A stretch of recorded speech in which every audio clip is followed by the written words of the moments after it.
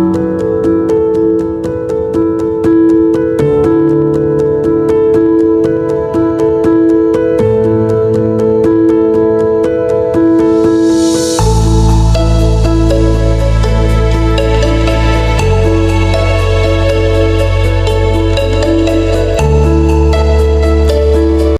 Student, आज का एक न्यू वीडियो है जो कि क्लास 9 पर होने वाला है। यहाँ पर हम मैथ्स का जो पहला चैप्टर अध्ययन करेंगे, यानी कि उसके उदाहरण और उसके फिर प्रश्नावली के सवाल, सब सवाल हम यहाँ पर हल करेंगे। परंतु आज के इस वीडियो में प्रश्नावली 1.1 के सवाल नहीं करेंगे, चैप्टर 1 के उदाहरण करने वाले हैं। उसके बाद प्रश्नावली के सवाल हम हल करेंगे अगले वीडियो के अंदर। तो चलिए वीडियो को शुरू करते हैं और यहाँ पर कुछ उदाहरण दे रखे हैं, उनको हम हल करते हैं। तो यहाँ पर आप डिस्प्ले पर देख पा रहे होंगे कि एक उदाहरण दे रखा है जो कि क्लास 9 का पहले चैप्टर का है। आप देख सकते हो अपनी बुक को ओपन करके, ठीक है ना। तो ये उदाहरण किस प्रकार से हल करेंगे, इस उदाहरण को किस प्रकार से हल करना है, ये जानने से पहले आप एक बार चैनल को सब्सक्राइब जरूर कर देना, क्योंकि अगली वीडियो आप तक आ सके। तो चलिए अब चलते हैं हम सीधे स्क्रीन पर और यहाँ पर इस सवाल को हल करके देखते हैं। यहाँ पर आप देख पा रहे हैं कि ये पहला सवाल है, यानी कि पहला उदाहरण है। इसको आप देख पाएंगे और यहाँ पर क्या लिखा है कि नीचे दिए गए कथन सत्य हैं या असत्य हैं, कारण के साथ अपने उत्तर दीजिए। यानी कि यहाँ पर हमें 3 क्वेश्चन दे रखे हैं, इसके हमें उत्तर लिखने हैं, वो भी कारण सहित। ये हम कैसे लिख सकते हैं, यानी कि यहाँ पर कहा है कि प्रत्येक पूर्णांक, यानी कि क्या कह रहा है, प्रत्येक पूर्णांक संख्या एक प्राकृत संख्या होती है। यानी कि प्रत्येक पूर्णांक का मतलब क्या है, पूर्णांक संख्या कौन सी होती है, जो 0 से स्टार्ट होती है, यानी कि 0 से स्टार्ट होती है, 1 2 3 और इनफाइनाइट तक जाती है। तो ये वाली जो संख्या है उसे हम पूर्णांक संख्या कहते हैं। उसके बाद प्राकृत संख्या की बात करता है, तो प्राकृत संख्या कौन सी होती है, प्राकृत संख्या 1 से स्टार्ट होती है, 1 2 3 और 4, ये भी इनफाइनाइट तक जाती है। तो यहाँ पर क्या कह रहा है, प्रत्येक पूर्ण संख्या, यानी कि ये वाली पूर्ण संख्या, यानी कि इसमें 0 भी इन्वॉल्व है, प्रत्येक पूर्ण संख्या एक प्राकृत संख्या है। तो यह असत्य है। कैसे, जैसे कि आप देख पा रहे हैं कि प्रत्येक पूर्ण संख्या, यानी प्रत्येक का मतलब यहाँ पर 0 भी इन्वॉल्व है, 1 2 3 4, उसके बाद आगे के नंबर हैं। तो यहाँ पर प्रत्येक पूर्ण संख्या प्राकृत संख्या नहीं होती, यानी कि आप देख सकते हैं कि प्राकृत संख्या के अंदर 0 इन्वॉल्व नहीं होता, यानी कि 0 नहीं आता है। तो यहाँ पर असत्य कथन है। यहाँ पर लिखा है असत्य है, क्योंकि 0 एक पूर्ण संख्या है परंतु प्राकृत संख्या नहीं है, ठीक है ना, प्राकृत संख्या नहीं है। तो हम ये कह सकते हैं प्राकृत संख्या के अंदर 0 नहीं आता है। उसके बाद दूसरा क्वेश्चन है, उसको हम देखते हैं। प्रत्येक पूर्णांक एक परिमेय संख्या होता है, यानी कि प्रत्येक पूर्णांक, यानी कि प्रत्येक पूर्णांक की बात करें तो प्लस एंड माइनस के जो पूर्णांक होंगे वो एक परिमेय संख्या है, ये कह रहा है। तो यहाँ पर सत्य है। क्यों सत्य है, जैसे कि पूर्णांक संख्या कौन सी होती है, यहाँ पर हम नीचे लिख के समझते हैं। तो 0 1 2 3 4 5 डैश डैश इनफाइनाइट तक जाएगी, जो कि राइट हैंड साइड। उसके बाद बात करें लेफ्ट हैंड साइड, तो यहाँ पर भी ये इनफाइनाइट तक जाएगी लेफ्ट हैंड साइड। तो यहाँ पर लेफ्ट हैंड साइड माइनस की संख्या है और राइट हैंड साइड प्लस की संख्या है। तो हम कह सकते हैं कि प्रत्येक पूर्णांक संख्या, ये प्रत्येक पूर्णांक संख्या क्या है, परिमेय संख्या है। तो कैसे है ये हम देख लेते हैं। तो परिमेय संख्या को हम P/Q के रूप में लिखते हैं, परंतु यहाँ पर इन नंबरों के नीचे कुछ नहीं है, तो हम यहाँ पर 1 मान सकते हैं। जैसे कि इसके नीचे, यानी कि -3 के नीचे कुछ नहीं है, तो यहाँ पर हम 1 मान सकते हैं। -2 के नीचे कुछ नहीं है तो हम 1 मान सकते हैं। उसके बाद 2 के नीचे कुछ नहीं है तो 1 मान सकते हैं। तो इस संख्या को P/Q के रूप में लिखा जा सकता है, इसीलिए यहाँ परिमेय संख्या हैं।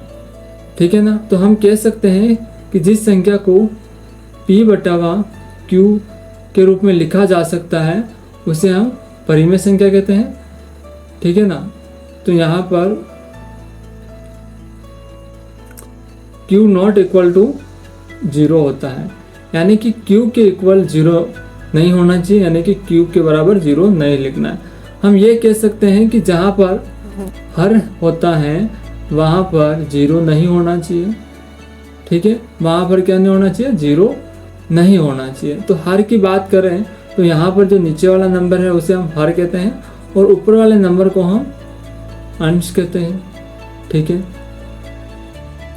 तो ये भी कह सकते हैं कि अंश बटावा हर जिस संख्या को लिखा जा सकता है उसे हम क्या कहते हैं, परिमेय संख्या कहते हैं। या फिर हर के जगह हम शून्य नहीं लिख सकते हैं।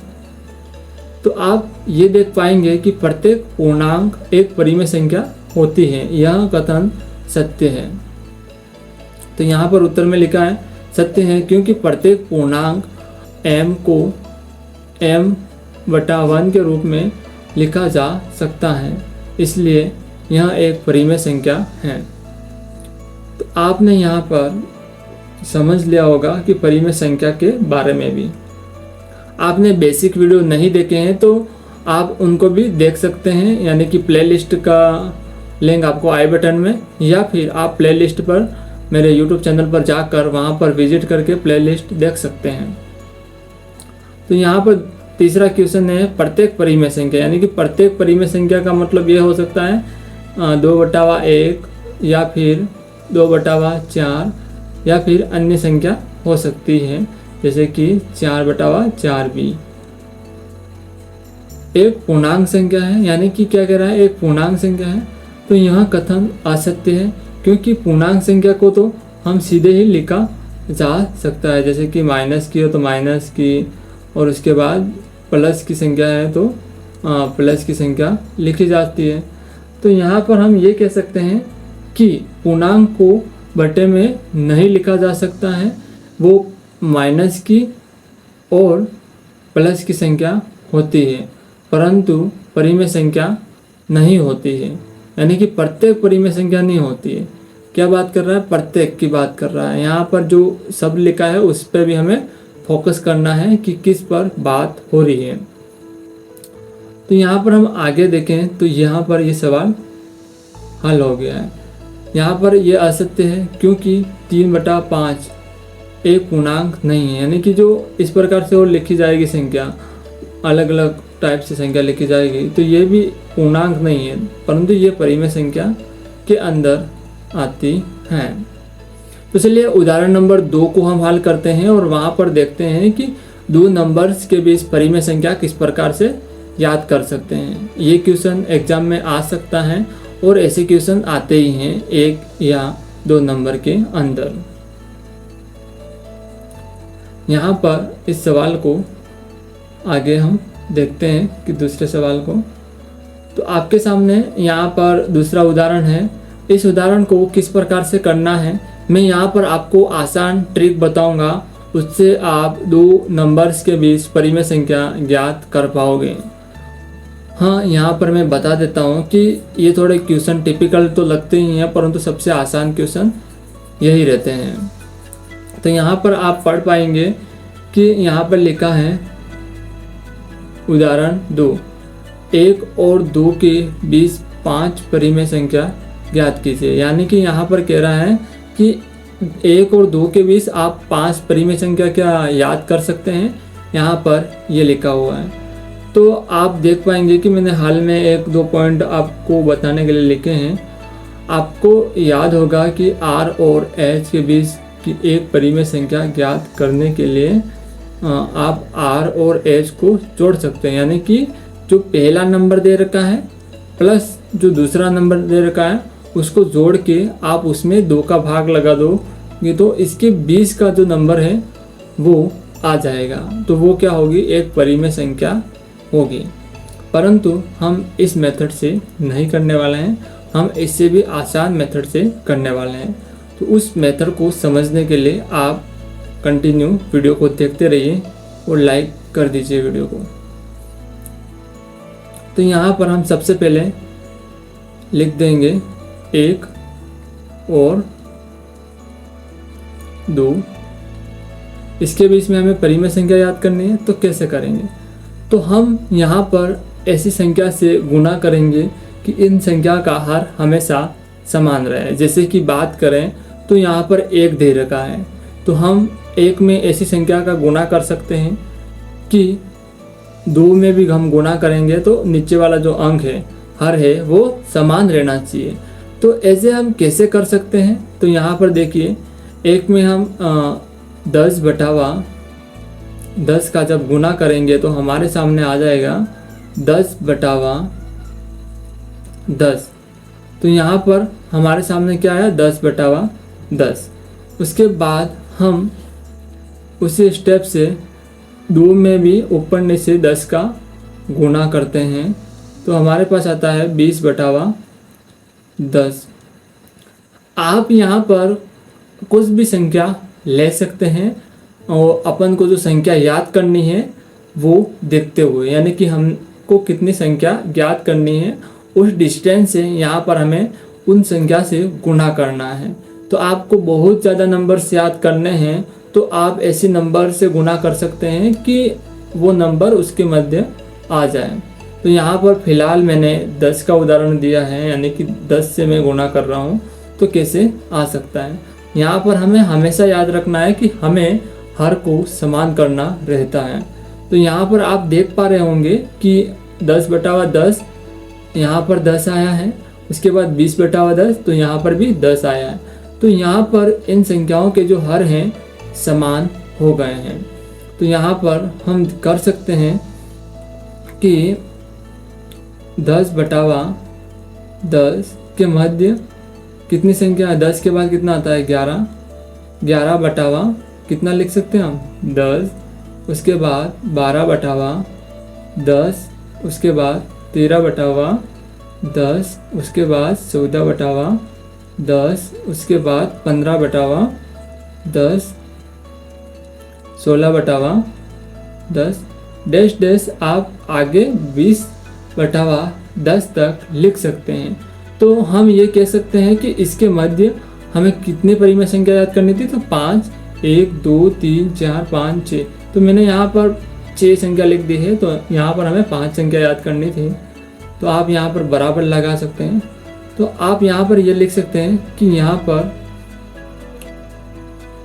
हम जब परिमेय संख्या याद करते हैं तो यहाँ पर हमें हर समान करना बहुत ज़रूरी रहता है। जब हम 2 संख्याओं की मध्य परिमेय संख्या ज्ञात करते हैं तो हमें हमेशा क्या करना पड़ता है? दोनों संख्या के हर समान करने होते हैं। ठीक है, करने होते हैं।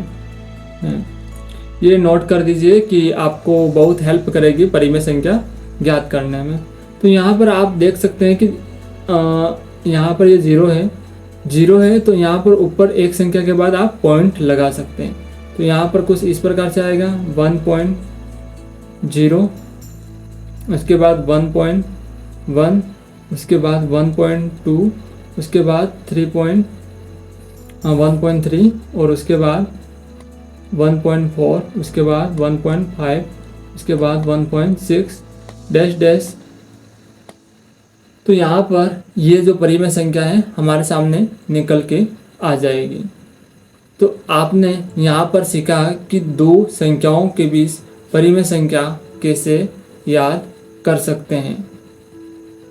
तो ठीक है, तो आज के वीडियो में आपने सीखा कि दो संख्याओं के बीच किस प्रकार से अन्य परिमेय संख्या ज्ञात कर सकते हैं। वीडियो पसंद आया है तो वीडियो को लाइक कीजिए और अपने दोस्तों को इस वीडियो को शेयर कीजिए, वो भी कुछ नया सीख सकें।